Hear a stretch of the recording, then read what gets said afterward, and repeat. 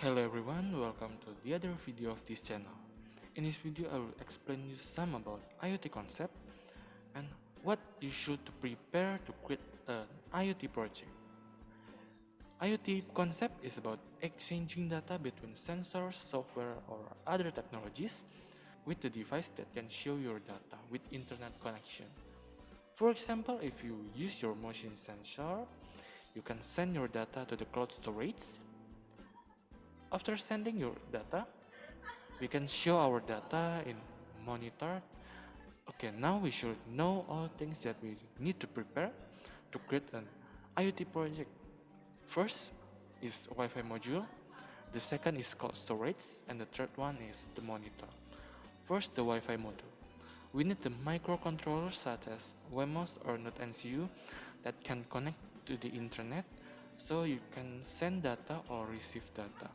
But if you don't have that one, you can use a microprocessor like Raspberry, or if you also don't have it, you can use your PC as a microprocessor. The second one is you need to prepare a cloud storage. There are two common options for the cloud storage. The easier one is you can use the Blink service, and then there is a harder way that you can use the database in your own domain. There are many options that you can make your own domain. There are paid domain that you can have many advantages than the free one. But if you don't have it, you can have the free one. It's no problem.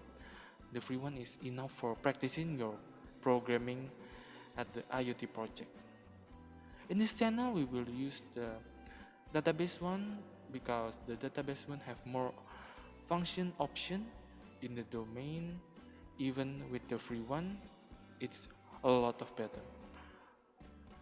And then at the next video, I will show you how to create your own domain without spending any money. In making our own website, there are two options. There is a static website and then a dynamic website. The dynamic website is we can use the database so we can show up our real-time data that the sensor have read and then send it to the website. But if the static one, there is no database, so we can only upload our writings like our blogs or our article like that. So we will use the dynamic website one to create an IoT project for the next project. Okay, and the last one is you need a monitor that you can use for showing up your data. You can use your Chrome in your smartphone or you can use at your PC. So you can also make your own application in your smartphone to show you data.